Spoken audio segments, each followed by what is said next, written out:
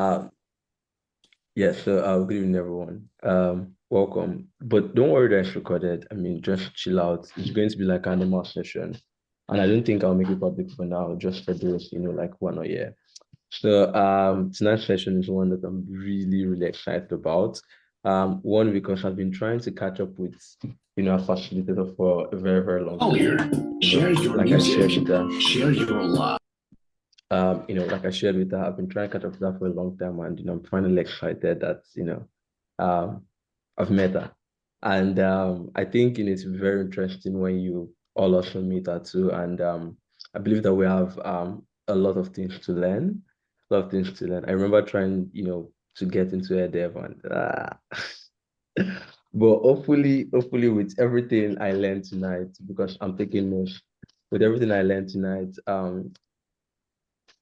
I should try it again and I should get in, and then I'll come and share my testimony, with you all. So Yvonne, welcome, and please, the stage is yours. We'll begin right away just so that we can have like enough time for questions and answers and just like get the conversation going. So yes, please, the stage is yours. Thank you, Felicia. Hi, everyone. So I'm Yvonne. As Felicia told you guys, I've been doing bubble since 2018 after I finished the university. How I got into bubble was through, I saw an online, on Twitter, I just saw a job posting about the need tech savvy people in Abuja. So the guy is Yinka. I don't know if you guys know any Yinka, but he's the one that like got 5 of us Nigerians. And it was me, Ebuka, Tolu, Dami. So we now worked for Zero Code. No, Zero Code is also an no code agency. So we are basically building their templates for them. So that's how I learned Bubble. And so I was working, I was learning, and they were paying us. At that time, they were paying us about like maybe $100 a month. Then it was big money for us now. So we did not mind. But along the line, before COVID, they shut down the Nigerian company. So I went back to freelancing. I was freelancing for a bit, then I tried to join Airdev June of 2020. So obviously I was like feeling myself now, I know Bubble, everything. I saw their opening, let me apply.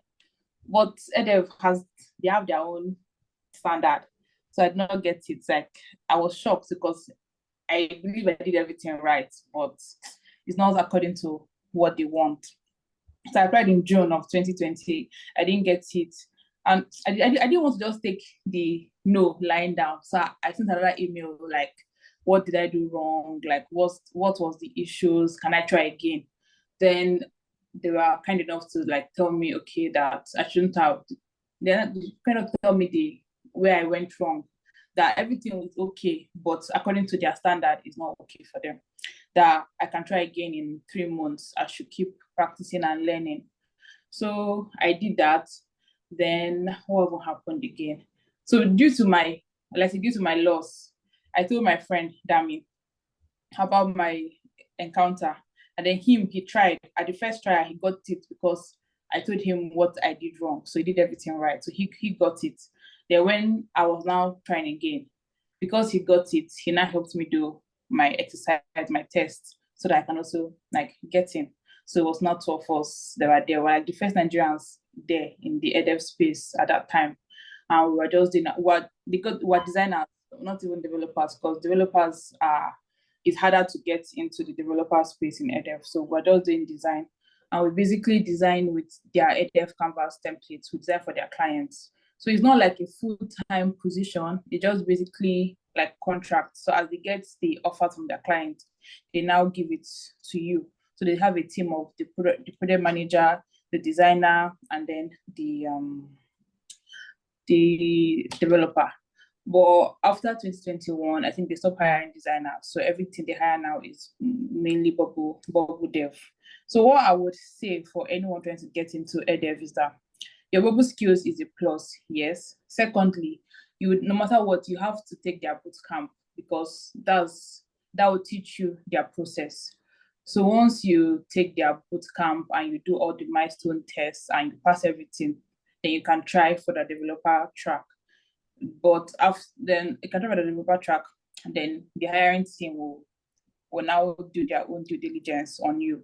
But basically, Airdev has a standard, and that standard can be very, very complex, as you may have seen from some of you that are doing the bubble boot camp for Airdev. Some things that you can just easily do, some workflows you can just easily, that's something that's very simple. But for them, you have to do this and do this, so many reusable, so many different complex situations going on there. But that's just how they want it to be. So you have to know their process and just do it that way. You cannot do it your way, you have to do it their way. As much as it can be cumbersome, can be too much for you, just that's the only way you can really get it for Airdev. So for developers, the first thing is to actually go through their bootcamp, pass all their tests, get certified, then try and apply for it. So yeah, I think I've said it a lot. Any questions, please? Nice. I think my first question would be, you mentioned about like their process and trying to know their process. Apart from the boot camp, do you think there'll be any other thing like that we need to know about dev and like their process apart from like their boot camp? Would there be any other thing that maybe missing out? Oh, no, not really. It's basically their boot camp, and then when you apply with your credentials, your experience, they'll give you, if you pass the first stage, like if they want to consider you, then they'll give you a test. So it's that test that determines your place at them hiring you. If you pass the test, then you get hired. And that test, I heard from my friends that are devs there, that the test is basically like similar process to their bootcamp. So you have to know the bootcamp first before attempting to take the exercise. So was Felicia, when you tried, did you do the test? Like you say you've tried, did you do the test? No. I did not do the test. When I tried it then, they told me to just apply with any project that I have. And then I think I sent in a project, but they were like, it wasn't complex enough that maybe I should go back and build something more complex. Then I never shall be bubble too much. So I guess I just had to leave Okay. it there. That's something, yeah. Hmm. Hmm. Do you think having like rich portfolio and with lots of projects, do you think like it would help accelerate things? Because then when I applied, I did not have a portfolio then, but then they insisted maybe doing a project and stuff. If I go now with like say 4 or 5 projects under my belt, do you think I'll still have to take their test, or they'll Yes. just look at, oh. Everyone has to take their test. Why? Because like I said, it's not just about knowing bubble, it's about knowing how to their standards, about knowing how to build with their canvas templates. So they have a particular way that they want their devs and designers to build on them for their clients. How the way you have to do the database, do their workflows. So hence why they always give a test. So no matter how many experience you have, they will still want you to do that test. Then if you pass the test, then they hire you. So that's one thing that I realized. Okay, really nice, really cool. Pending when other people still have have questions. And by the way, if you have any questions, please just go ahead, submit your mic and throw a question right away. But let me just keep asking my own questions because I didn't find what could go pay me well.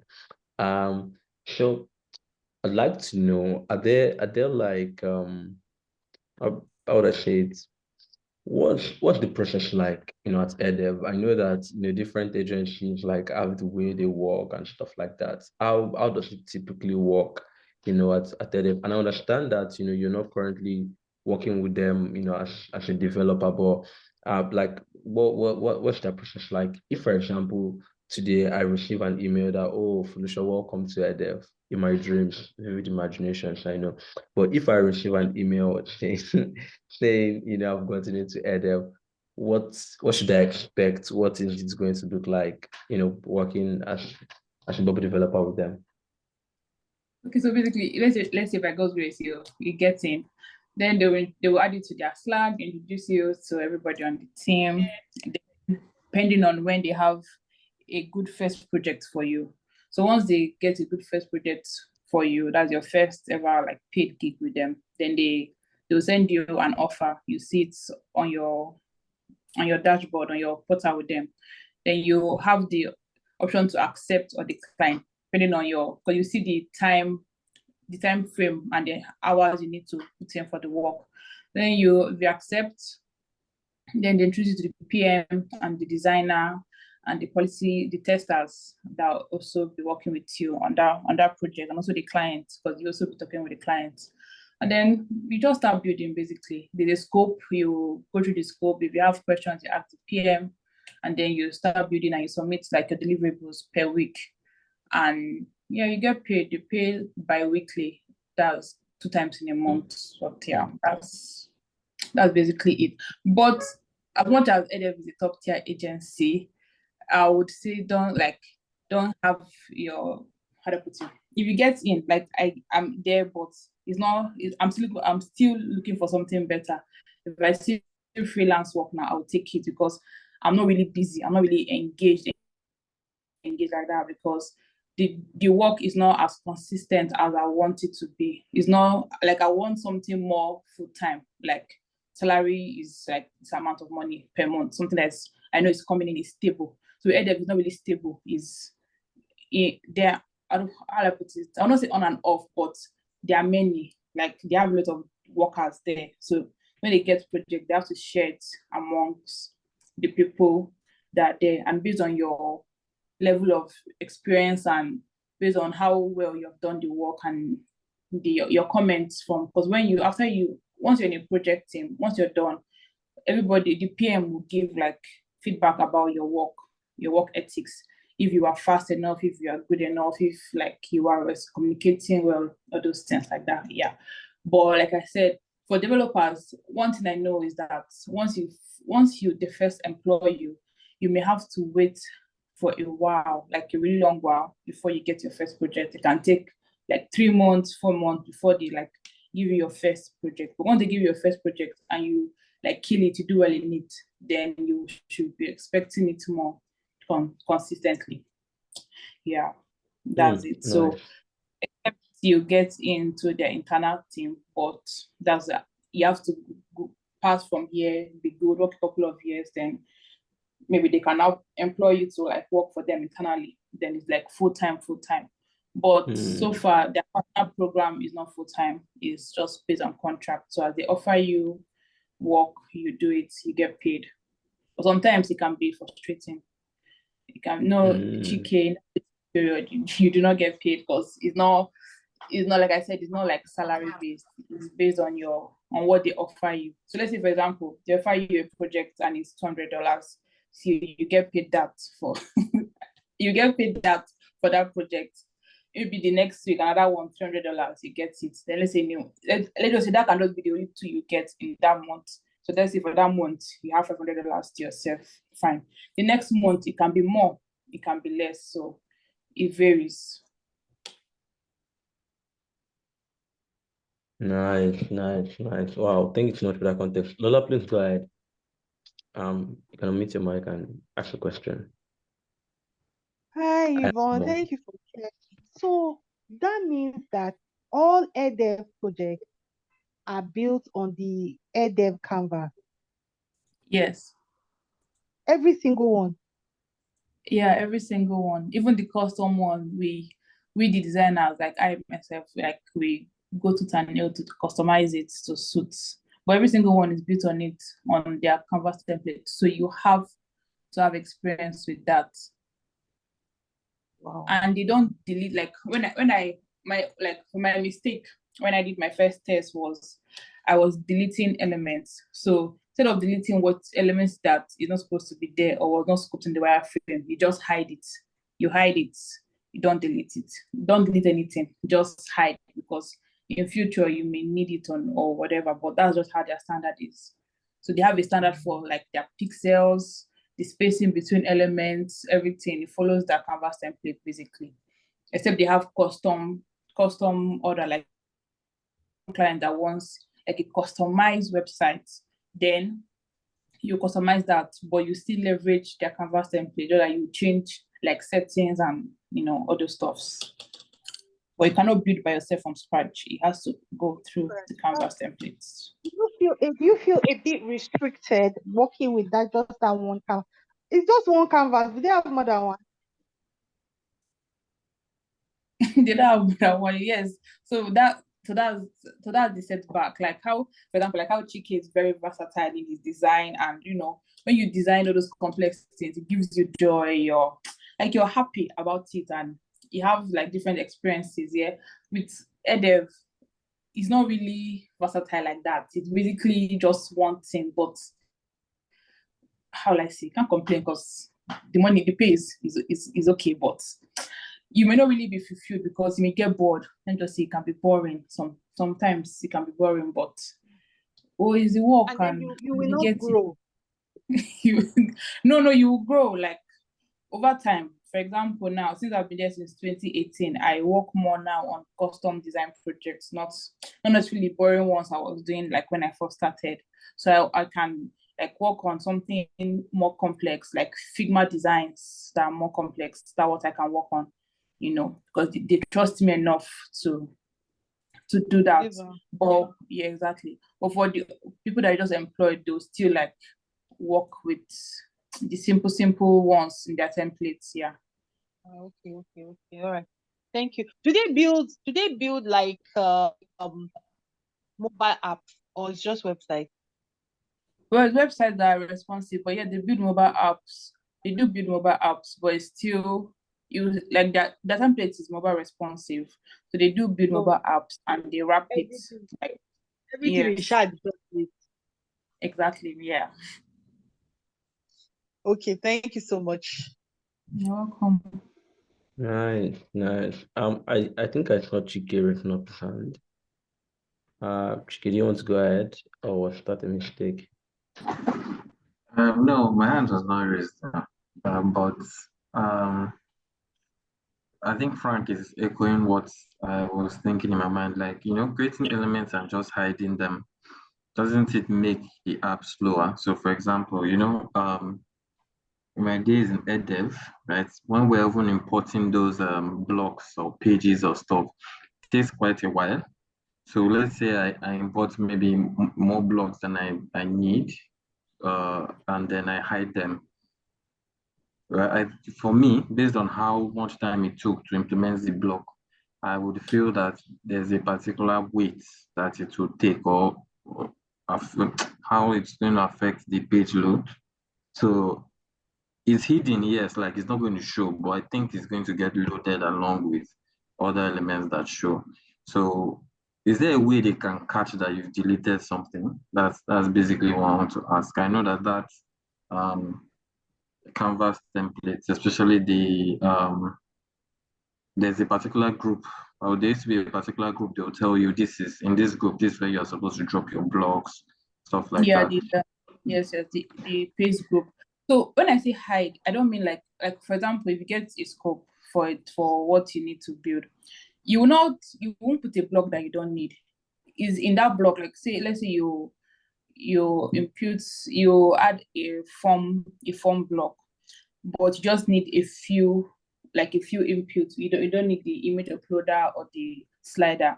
So instead of deleting the slider or the image uploader, you just hide it. So I don't mean a whole block. I mean like the little elements inside a block. You understand? And I would say, how do I put it, is how they'll know for the test. Like I said, when I did my own test, is at that test that they will know, because they will check everything, and they will like in your brief for your exercise, you see there, do not delete, just hide. You get. But now that I've gotten the job and I'm working there, that sometimes that some things are really not there, and like you said, are costing load time, they're wasting time, I'll delete it. That way they will know, they don't know I'm already inside, I'm already working. I'm just talking about for your exercise, so that how you should just be very careful and meticulous when you're doing the first exercise to get in. But once you're in, it's up to you to decide what is best for that app you're building, or to make it faster and what to not make it faster. If you know you don't need that thing, delete it. If ever you need it, you can always like copy it from somewhere or add another block for it. Don't talk about the test. For the test, don't delete anything. Just like follow their standards. So you can get in. Once you get in, you have your what's the word? You have your free hand to do what you need to do to make sure that project is working well. Yeah. Okay, thank you so much. Nice, nice. Ibuka, please go ahead.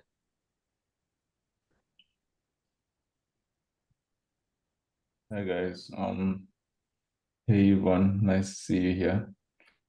Ebuka. Wait, is this Ebuka that I know? Yeah, I saw you were going to have this session, so I said let me just hop in. I just wanted to say something really quick about the growth. And I'll just be honest with you. If you're an upcoming bubble developer, I would not suggest you should be looking at jobs at Airdev. I feel like you would probably be better off looking at a small agency with 3-5 developers that are just churning out very good work and are actually, like pushing bubble to its limits. I get that Airdev money is good, but if you're starting out, you need to learn as many hacks as you can. You need to be able to push bubble to its limits. Airdev is not going to give you that. And that's just it, being honest. I feel like there's way more agencies on the agency list than it used to be. So if you would, I feel like looking out for those type of agencies where they're just starting out, and then you can actually have real life projects that you can start from end to end, possibly even meet and have direct dealings with the clients. Because how long do you want to be at Airdev before you get to a point where you would actually start having, you would just not be another guy that they can just replace, right? I feel like at the end of the day, you guys would want to get into an agency that you would feel like you have an impact. And it's not just the money if you really want to push it. So yeah, that's pretty much what I wanted to say. Thank you, Ebuka. So yeah, Ebuka is my friend and colleague. So basically, we started this bubble process together since 2018. So everything he said actually does, make sense. So I did not just go into Airdev once I first started. I actually did work for freelancers and so that I can grow more, because truly it's restrictive. It won't really give you that. What was the word? Like he said, it won't give you that exposure that you want. And now, if you go to the bubble agency list, there are a lot of agencies now, many upcoming startups that need new talents, so I can learn and grow more. Yeah, thank you, Uka. Nice. So if you're starting out, want to push over to the limit, look for other small agencies, work with them. If you think you've established small and you want to cash out Airdev, okay.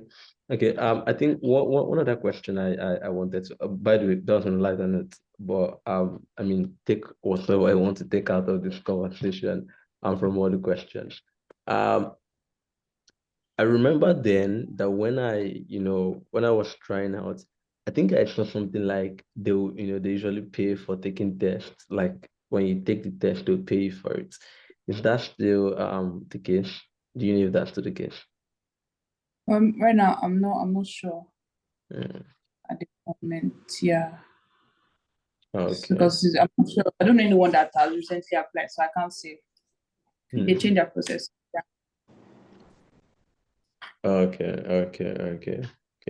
Okay. And just to confirm or to clarify, I think you touched on it a bit, when you were making other explanation or something that we can infer from. But when you're working, as a developer, you work with a PM and stuff, and you're just working, with that set of people in separate Slack channel and all of that, right? Yeah. Okay. Apart from Airdev giving you, work and, giving you projects to work on, would there be any other advantage, and of course, they're good pay. Would there be any other advantage to consider Airdev? Like, is there something else they do that, would just make Airdev Well, seem I would say no.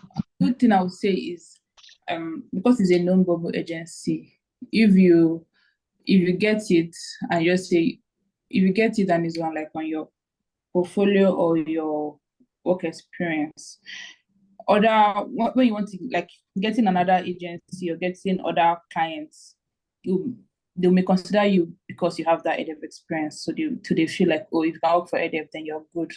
That kind of thing. That's really advantage I would see. So I can see you can use if you get Airdev, you can use it as your like side income while still pushing your book limit with like other startups or other just freelance clients. Okay. And I want you to correct me if I'm wrong on this point. But my thinking was working with an agency like Airdev would help you learn like better or like proper organizational skills. Oh my God, sorry. I think I'm recording on the wrong Zoom account. So the call is going to end in 10 minutes. But yeah, let's leave that. Yeah, I was thinking that when you work with Airdev, because of because of the kind of process or the kind of arrangement and organization, doesn't that help bubble developers? Like, doesn't that take some work off you? When you're having a PM, just give you things to work on. Wouldn't that be like Yeah, an advantage? Yeah.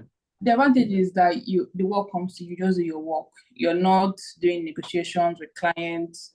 You're not doing the other stuff that another person is doing. And for dev, you're just doing dev. You're not doing design because they have someone that will design the UI. So you just focus on the logic and the workflow. So yeah, so that's the load you can take off you at the dev for them. Okay. And now, following up on that, your response, and also, with Ebukas, um, about the point of if you want to do something archy, if you want to grow, if you want to like build end-to-end and stuff like that, is it that Airdev as an organization, as an agency, limits you from doing certain things, or is it just because of like the culture, the kind of work that is brought to you? Is it just that, oh, because of the way things are, you won't just be able to do things like that, or like are there specific rules and do's and don'ts? Don't do things like that. I'm just trying to understand. And so, like I said, EDF has their own standards and processes. So you just have to adhere to what they have scoped out for the client. So that's just basically it. You can still do your thing outside, as long as it's not like outside of EDF and EDF clients, like your own stuff somewhere, your own personal stuff. But the only thing is you can't, for example, you're building something for a client, you have to just follow the instructions they give you. And you have to do it the EDF way. I'll just put it like that. Follow instructions and do it the Airdev way. Okay. I think I had one last question just up there and then it just flew away in the last minute. But pending when I get it back, any other person having any other questions?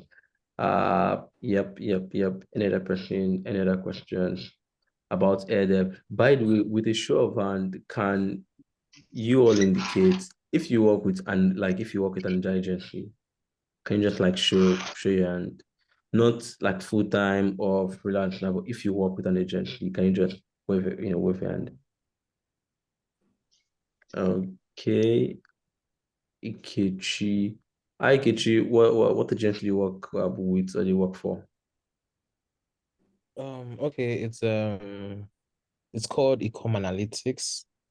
So it's a kind of, I think it's an agency that was probably in the past focused towards building e-commerce solutions. That is then when the whole bubble stuff came up, they then transited, yeah. Oh. And so they do both code and no code. So yeah, depends on whatever the client wants. So they can do sometimes there are projects that we do a mix of no code and code. Yeah, so Nice, nice, yeah. nice. Can you drop the link or like the name just in the chat. I think I'll like check it out. And I think an interesting conversation to have later, maybe not today, would be dealing with we'll be dealing with working with with traditional developers and no code. If people have experience, just come and share that. Yes, I've got my last question, Yvonne. My last question will be, you mentioned you work with what has been scoped for you. What is the scope like? So for example, I'm working with a PM at Airdev. Like, how much detail would they give me? Do they have the bubble experience? And are they telling me, oh, build like a form, and then like they're specifically writing down and then I'm just like a robot just carrying out that? Or is it high level, and do I have like that ownership to maybe like they build a sign up page and then they give me the design? Would they tell me how to build the sign up workflow? I don't know if it's a stupid question, but I'm just trying to dig deep. Or do I like still No, have that ownership too? Okay. no, They don't. you have the ownership. You have ownership. They give you the screens. So basically, what they scope out is just basically the features. So the plugins that needs to be used in the app, the APIs, the flow. Like once the user signs up, the next page to take it to. They're not telling you what to do. You already know. You already have the whole experience. They're just telling you what, like, the user experience of the app, basically. So the features. Once they click this button, what should happen? You get. So yeah. Okay. All right. That makes sense. Now, I think I'll just by myself try to work out why it may be like a limiting factor, because in my honest opinion, I think if they are, I mean, when working with a lot of clients, they just tell you, like the same thing to do. Oh, build a feature that does this. And if Edef is doing the same thing, I'm not very sure of how like that growth, pathway, or like how growth is stunted there. But I think it's just the one, for me to figure out. But if you have any thoughts or like specific examples of things and of like processes on how, okay, for example, for a client, you can do this, you're free, but for other, you can't, things like that, maybe that would help. But I think we've had very insightful, very, very insightful session. I know more about Airdev, than I did in the last 1 hour. And I think it's pretty exciting. Any other person having any other question? The call is going to end in about less than 3 minutes. Any other thing? If not, I think I'll just let Yvonne give like a closing, it's not speech, but just like a closing, for like 1 minute. Yeah. So if you could just recap everything you said in like 1 minute, just so that we're reminded. Okay, so basically, if you really want to get to Airdev, you should do their free bootcamp and learn everything you can learn there, because that's how that's how to pass their exercise for the dev. Basically, what they're teaching the bootcamp, the similar processes, similar stuffs. And if you're just starting out, it's very important to keep practicing, keep learning and unlearning. Just open bubble one day and just build anything. You can go to Dribble, find the design, build it, make it responsive, do basic workflow. There are many resources on YouTube, so many online that teaches you like new workflows, how to do this. And anytime you're stuck, because I don't know everything, we don't know everything. Something that you want to achieve, you can't do it. The Bubble Forum is always there. Like, people are always there to help. Our group chat is there. Even YouTube is there. Like, so many someone has had your problem before and can help you with the solution. So that's what I will say. And then have a portfolio of work. So even if you don't have clients, you can just build something by yourself and add it to your portfolio so they can see that most clients want to see what you've done before. Yeah, so for them to see your previous works, because yes, you can have the skills, but they will not believe you until they see something you built, see how it works on mobile and other screens. So just keep practicing basically. That's it. Nice. We have less than a minute. Thank you so much, Yvonne, for your time. I appreciate you. The entire community appreciates you. And please, as appreciation, go on Twitter, anywhere, tag Yvonne, and just share with the world how grateful you are for this session and anything that you've learned. If you want to continue for the normal Wednesday evening what I call it session, you can join the Google Meet link. I would have to stop this less than a minute to cut. So bye everyone. For those who want to talk, want to chat, you find me on the other Google Meet link I sent earlier. So I guess this should be bye from me. Thank you guys. Bye. Thank you so much.